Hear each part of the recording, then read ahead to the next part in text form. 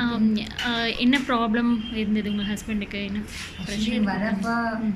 அவரால் 24 ஹவர்ஸ்னா 23 ஹவர்ஸ் தூங்குவார். சாப்பிட்டாலும் அப்படியே கையை சாப்பிடும் போதே தூங்கிடுவார்.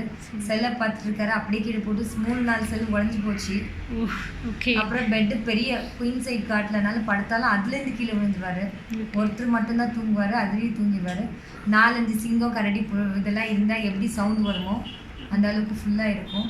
யாருமே இருக்க முடியாது.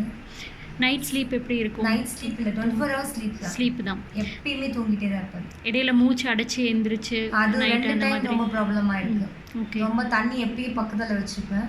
ஓகே. தண்ணி இல்லைன்னா மூச்சு அடைச்சிச்சின்னா கொஞ்சம் ப்ரீத்திங்கே ப்ராப்ளம் இல்லை, ஸ்டக் ஆகிடும். ஓகே. அப்படியே டெட்டுக்கு போயிட்டு வந்த மாதிரி இருக்கும். அந்த மாதிரி 2 டைம் ஆயிருக்கு. ஓகே. இப்போ சர்ஜரி பண்ணதுக்கப்புறம் இங்கே எப்படி இருக்கு சர்ஜரி அவருக்கு?